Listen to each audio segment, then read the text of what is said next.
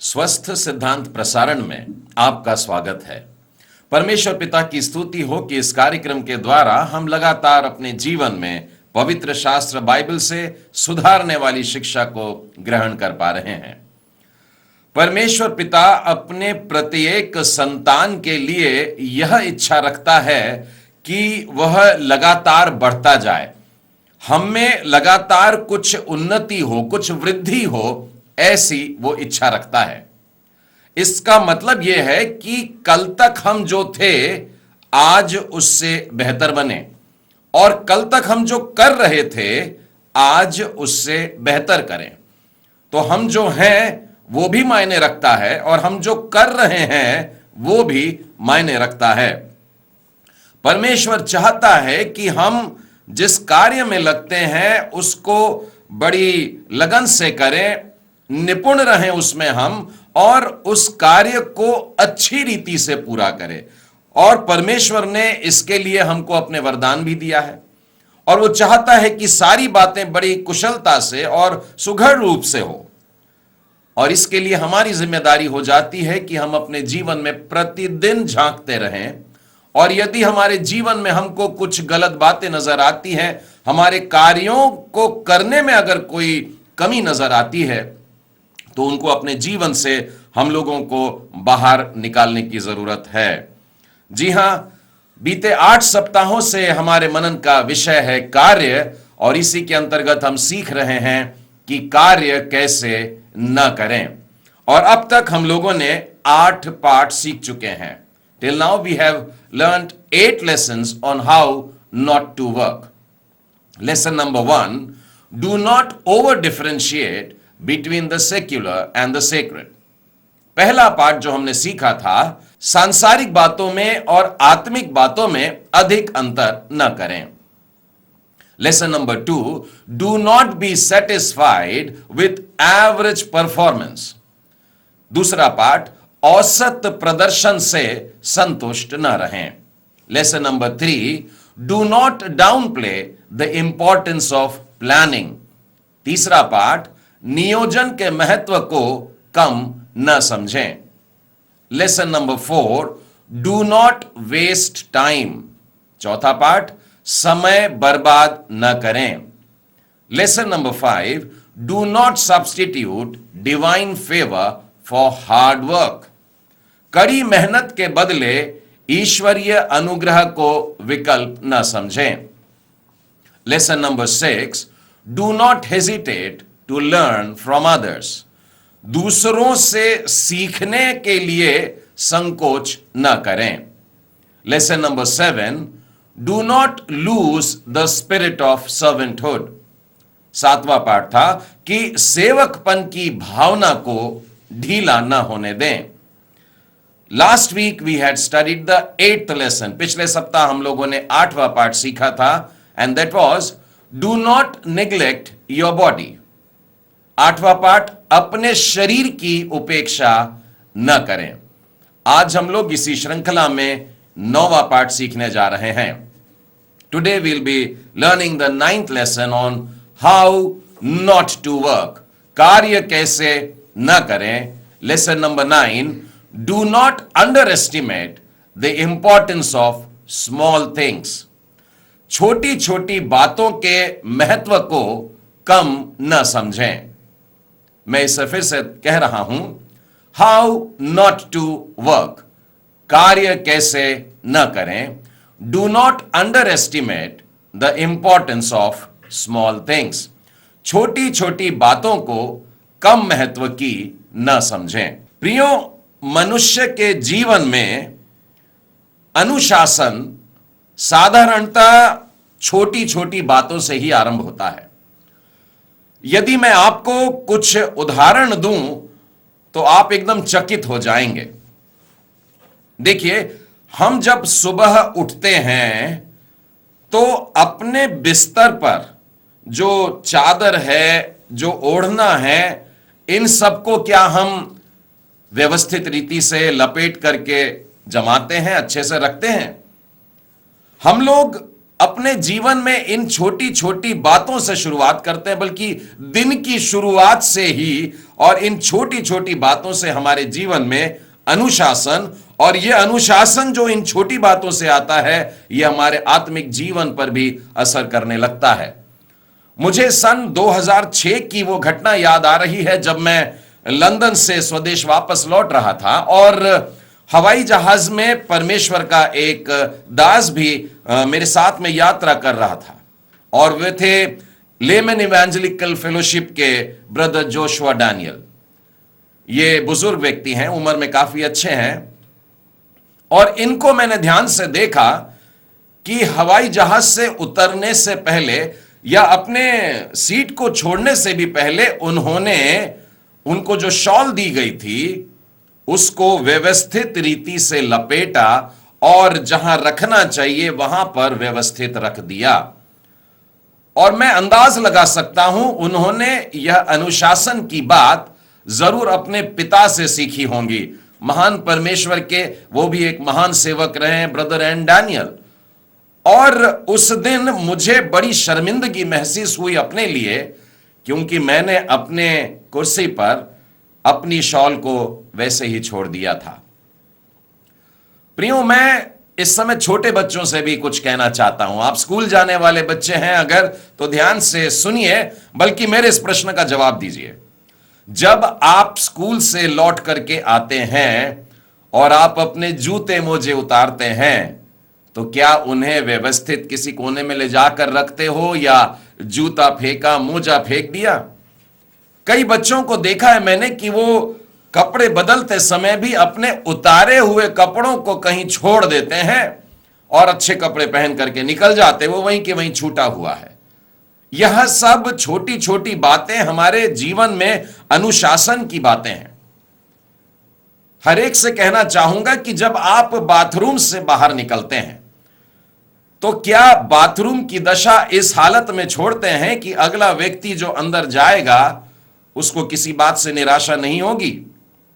प्रयत्न करिए मेरे मित्रों कि अपने जीवन में छोटी छोटी बातों की तरफ बहुत ध्यान दें, विशेष करके ये हमारे जीवन की अनुशासन की बातें हैं। प्रतिदिन आप स्नान करते हैं, व्यवस्थित तैयार होइए, अच्छे से तैयार होइए। मैंने कई जवानों को देखा है कि उनके बाल बड़े अव्यवस्थित रीति से बढ़ जाते हैं। उन्हें ख्याल नहीं रहता है कि वो कैसे दिखने लगे हैं। मैं गुजारिश करता हूं, मैं आग्रह करता हूं कि अपने केश को समय समय पर काटा करें। आप बड़े हैं, प्रतिदिन अपनी दाढ़ी बनाया करें। आप व्यवस्थित रहें, अच्छे रहें, साफ सुथरे कपड़ों में रहें, ऐसा परमेश्वर भी चाहता है। आप सोच रहे होंगे कि मैं ये सब बातें बाइबल का संदेश दे रहा हूं या अपने मन की कह रहा हूं। मैंने कहा है परमेश्वर चाहता है, परमेश्वर चाहता है कि हम इन सब बातों पर भी गौर करें।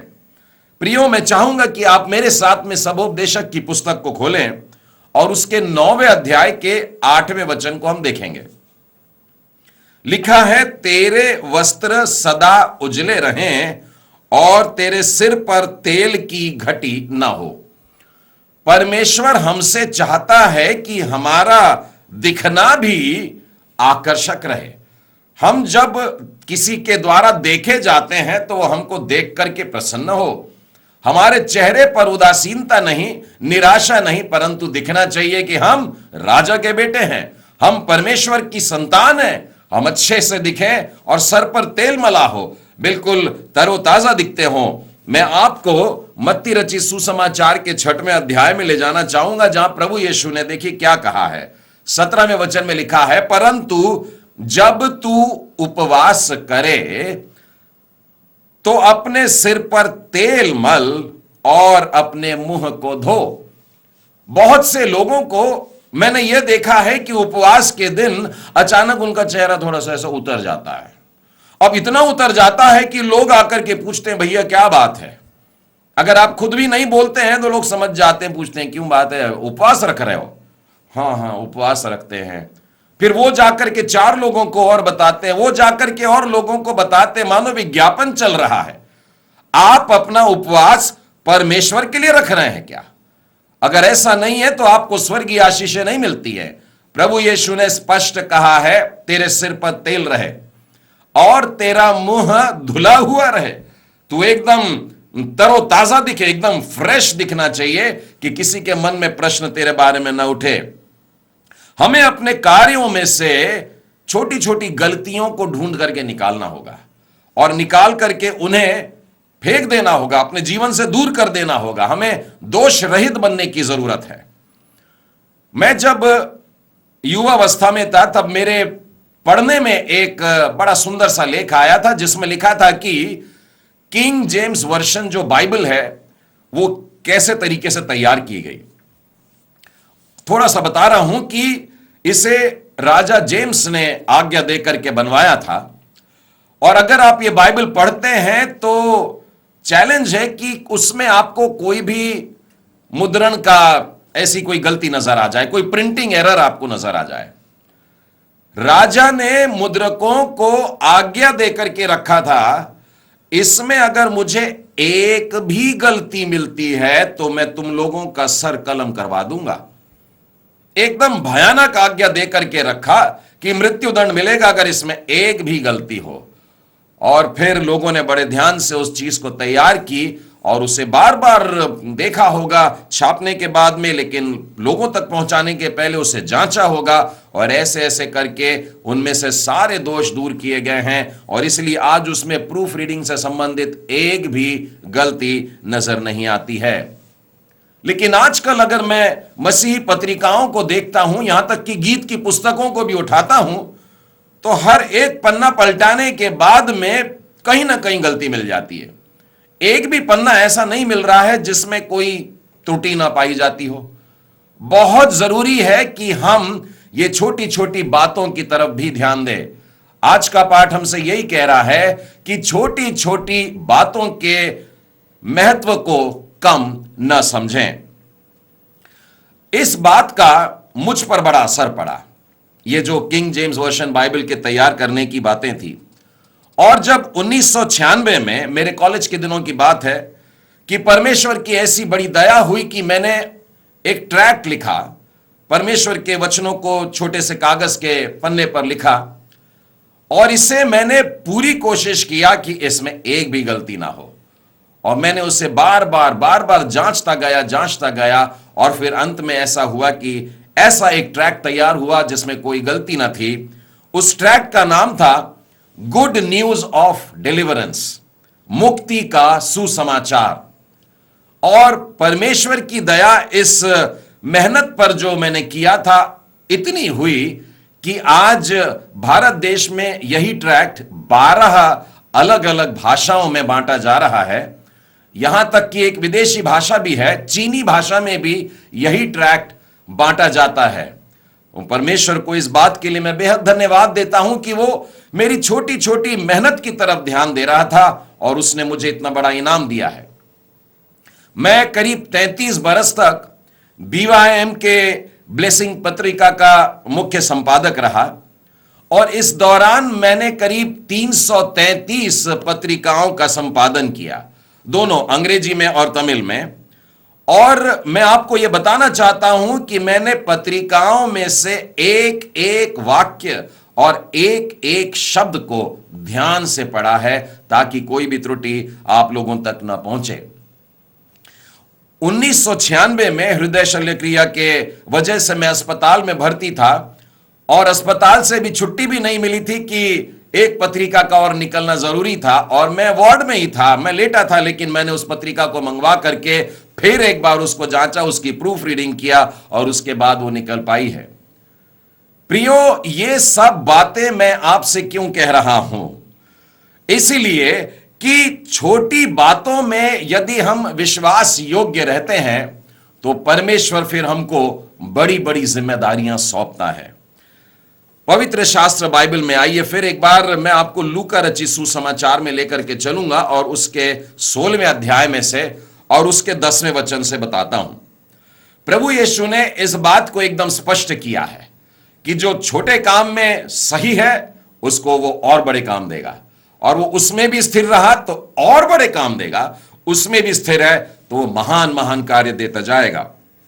16वें अध्याय का 10वां वचन, जो थोड़े से थोड़े में सच्चा है वह बहुत में भी सच्चा है, और जो थोड़े से थोड़े में अधर्मी है वह बहुत में भी अधर्मी है। प्रभु यीशु ने इसके द्वारा हमें यह प्रोत्साहन दिया है कि आज तुम्हारे हाथ में अगर छोटा सा भी हाथ है, बल्कि छोटे से छोटा सा भी कार्य अगर आप कर रहे हो तो उसको अच्छे से करो, खुशी से करो, ईमानदारी से करो, उसे पूरा करो, उसे बहुत अच्छा करो, और मैं तुम्हें बड़ा काम दूंगा। और इस तरीके से अगर हम 19वें अध्याय के 17वें वचन को देखें, यहां पर भी इसी प्रकार की बात लिखी है। उसने उससे कहा, धन्य हे उत्तम दास, तू बहुत ही थोड़े में विश्वास योग्य निकला, अब 10 नगरों पर अधिकार रख।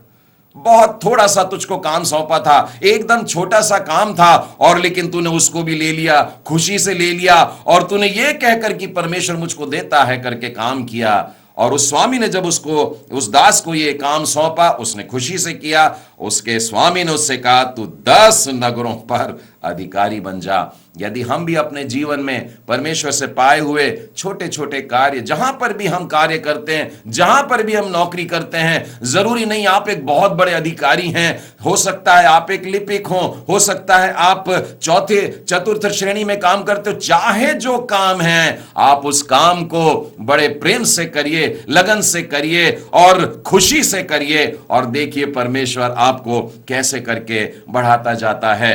सरल कार्य में यदि हम परिश्रम की कमी रखते हैं तो गड़बड़ियां आने लगती है, और यही मुसीबत का कारण बन जाता है। सबोपदेशक की पुस्तक में आइए, मैं आपको बताऊंगा छोटी छोटी सी गलतियां किस तरीके से हमारे अच्छे से काम को भी बिगाड़ सकती हैं। आपने बहुत अच्छा काम किया, लेकिन छोटी छोटी बातों पर ध्यान नहीं दिया और गलती हो गई तो सारी की सारी बातें बिगड़ जाती हैं।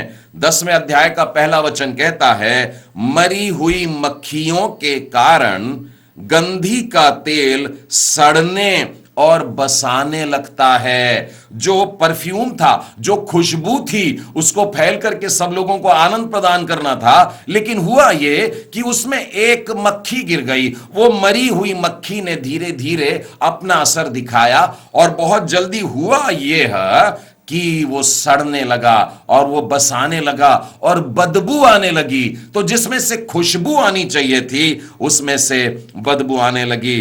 मुझे अपने कॉलेज के दिन के समय याद आते हैं कि किस प्रकार से हम लोग सेवकाई किया करते थे। प्रिंटिंग प्रेस से जब छपे हुए ट्रैक्ट्स आते थे तो हम बड़े खुशी से उछल जाते, और फिर उस पैक को खोलते और पाते कि उसमें ट्रैक्ट्स रखे हैं। फिर उनको काटना और उनको फोल्ड करते थे और सही तरीके से रख करके, कभी कभी हमको पार्सल तैयार करना पड़ता था कहीं दूसरे नगर में भेजने के लिए। फिर हम रात में बैठ करके, कभी कभी रात के 12 बज जाते थे, और हम वो लिफाफों में वो ट्रैक्ट्स को डालते, उनको चिपकाते, और उस समय डाक टिकटें आती थी, उसका वजन देख करके उस पर डाक टिकट लगाने पड़ते थे। ये सारे काम बचपन में या जवानी के समय में हम लोग करते आ रहे थे, लेकिन आज सेवानिवृत्ति के बाद में परमेश्वर ने हमारे इस छोटे से काम को देखा, और आज क्रिस्तीय साहित्य के द्वारा जो सेवकाई होती है उसमें लगातार बढ़ाता जा रहा है, लगातार बढ़ाता जा रहा है। हां प्रियो, परमेश्वर अक्सर हमें छोटी छोटी जिम्मेदारियां दे करके हमको जांचता रहता है। हम बाइबल में से 2 उदाहरण देखेंगे, छोटी बातों में विश्वास योग्य रहने से परमेश्वर कैसे बड़े बड़े काम सौंपता है। मैं आपको पुराने नियम के यूसुफ के पास में लेकर के चलना चाहूंगा। उत्पत्ति की पुस्तक और उसका 37वां अध्याय खोलिए, और उसके दूसरे वचन में लिखा है कि यूसुफ 17 बरस का था, और वह अपने भाइयों के संग भेड़ बकरियों को चराता था। 17 साल का यह जवान लड़का है, और भेड़ बकरियां चराने का काम उसके पापा ने उसको दे दिया है, और वो जा करके इस प्रकार के काम में लगा है। आगे लिखा है कि एक बार उसके पापा ने उसको बुलाया, यूसुफ। आपको मालूम है यूसुफ ने क्या जवाब दिया? बाइबल कहती है उसने कहा, मैं हाजिर हूं। और उसके बाद उसके पिताजी ने कहा, जा अपने भाइयों और भेड़ बकरियों का हाल देख करके आ कि वे कुशल से तो हैं, फिर मेरे पास आकर के इस समाचार को लेकर आ। आपको मालूम है यूसुफ ने क्या जवाब दिया? जो आज्ञा पिताजी। इस प्रकार का ये यूसुफ है, छोटे छोटे काम दे रहा। भेड़ बकरियां चराओ बेटा, वो तो चराने लग गए। भैया लोगों का हाल देख करके अभी कुशल से है कि नहीं है, ठीक है पापा जाता हूं। और इस प्रकार से ये जवान कर रहा था। और आपको मालूम है कि यह आगे चलता है 39वें अध्याय में। आइए, वहां पर वो पोतीपर के घर में है और वहां पर भी गुलाम बन करके लाया गया था, इश्माइलियों के हाथ से वो खरीदा गया। और अब देखिए 4 वचन में लिखा है, तब उसकी अनुग्रह की दृष्टि उस पर हुई और वह उसकी सेवा टहल करने के लिए नियुक्त किया गया। फिर उसने उसको अपने घर का अधिकारी बना के अपना सब कुछ उसके हाथ में सौंप दिया। यहां पर भी बड़ी ईमानदारी से काम कर रहा है। यदि मैं यूसुफ को देखता हूं, वो भेड़ चरा रहा था तो बड़े विश्वास योग्य तरीके से काम कर रहा था। अपने पिता के पास में भी जब था, बड़ी आज्ञाकारिता से अपने पिता के पास में था। और जब पोतीपर के घर में भी था तो बड़ी ईमानदारी से और पवित्रता से अपना जीवन बिता रहा था। परमेश्वर इन सब बातों को देख रहा था। और आगे चल के अगर आप देखें कि यूसुफ का क्या होता है, तो यूसुफ को उस देश में, मिस्र देश में प्रधानमंत्री का पद प्रदान किया जाता है।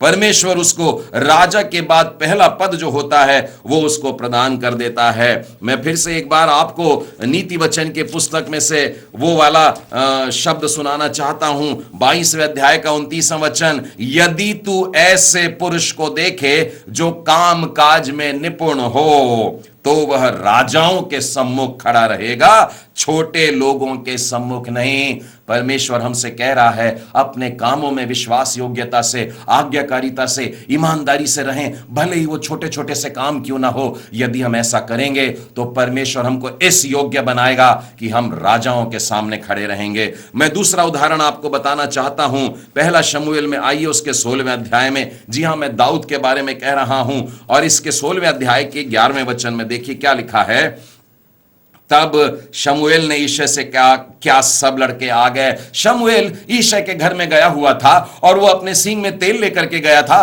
क्योंकि परमेश्वर ने कहा था उसके घर में जा और उसके एक बेटे को, जो मैं तुझको बताऊंगा, अभिषेक कर देना कि यह इजराइल पर राजा होगा। और एक एक करके सारे बेटे जब हो गए, तब शमूएल ने पूछा, सब बेटे हो गए? तो ईशै ने कहा, नहीं, एक है जो भेड़ चरा रहा है। तो शमूएल ने कहा, उसे भी बुला कर लेकर आ। वो भेड़ बकरियां चरा रहा था। जब उसको बुला कर लेकर के आया, परमेश्वर ने कहा, उठ और इसका अभिषेक कर, यही है। तब शमूएल ने अपना तेल का सींग लेकर उसके भाइयों के बीच में उसका अभिषेक किया। 17वें अध्याय के 17वें वचन से आगे देखिए, एक और घटना है।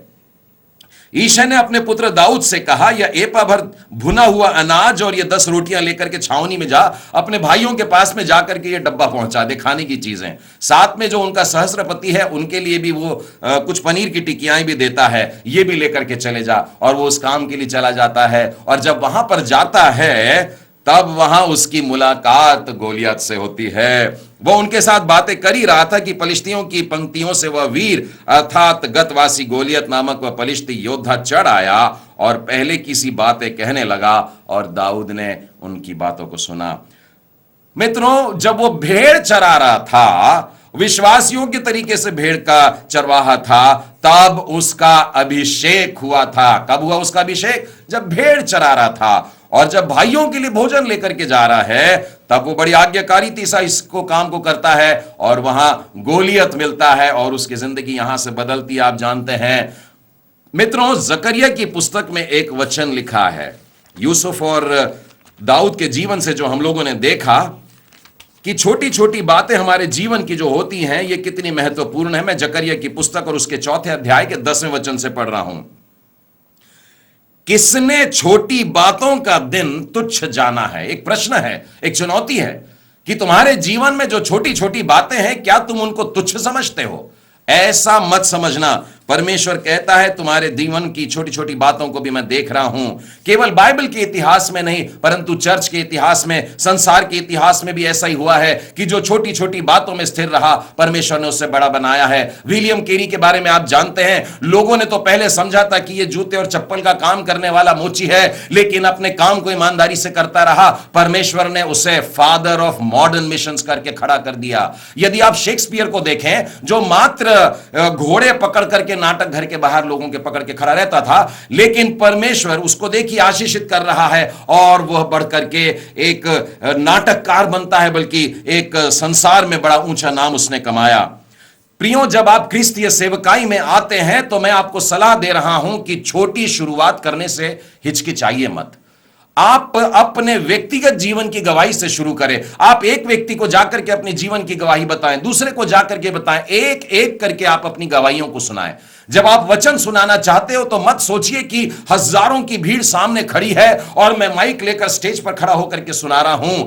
आप छोटे से समूह में किसी के घर में एकत्रित हो जाएं। प्रभु यीशु ने कहा है, जहां 2 या 3 मेरे नाम से जमा होते हैं वहां पर मैं रहता हूं। तो आपकी सभा में प्रभु यीशु मसीह की उपस्थिति ज्यादा जरूरी होती है। परमेश्वर के राज्य में कोई सी भी बात जो होती है वो छोटी शुरुआत रख सकती है। मरकुस रचित सुसमाचार और उसके 4थे अध्याय और उसके 30वें वचन से आगे मैं बताना चाहूंगा, हम परमेश्वर के राज्य की उपमा कैसे दें। देखिए, बहुत बड़ी बात है, लेकिन शुरू कैसे हो रहा है। वह राई के दाने के समान है, जब भूमि में बोया जाता है तो भूमि के सब बीजों में सबसे छोटा होता है, परंतु जब बोया गया तो उगकर सब साग पात से बड़ा हो जाता है और उसकी ऐसी बड़ी डालियां निकलती हैं कि आकाश के पक्षी उसकी छाया में आकर के बसेरा करते हैं। प्रभु यीशु ने एक बार भीतरी और बाह्य सफाई के बारे में भी एक बात कही थी और लोग इसका गलत अर्थ निकालते हैं। वे कहते हैं कि प्रभु जी ने हमको अंदर साफ रहने के लिए कहा है, बाहर से हम लोग कैसे भी रह सकते हैं। ऐसा नहीं है। ध्यान रखिएगा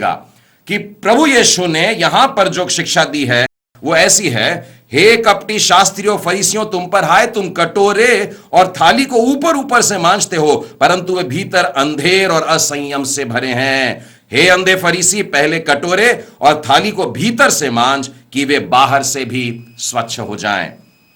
प्रभु यीशु हमसे कह रहे हैं भीतर से स्वच्छ रहना बहुत जरूरी है, साथ ही कहते हैं बाहर से भी। दोनों बातों के लिए उन्होंने स्पष्ट कहा है। इन बातों को छोटी मत समझिएगा कि हमने अंदर मांझ लिया परंतु बाहर से हम कैसे भी रह सकते हैं। यीशु ने कहा दोनों बातें आवश्यक होती है। आज का पाठ हमसे यही कह रहा है, हाउ नॉट टू वर्क, कार्य कैसे न करें। Do not underestimate the importance of small things. छोटी छोटी बातों के महत्व को कम न समझें। परमेश्वर पिता आप सबों को आशीष दे।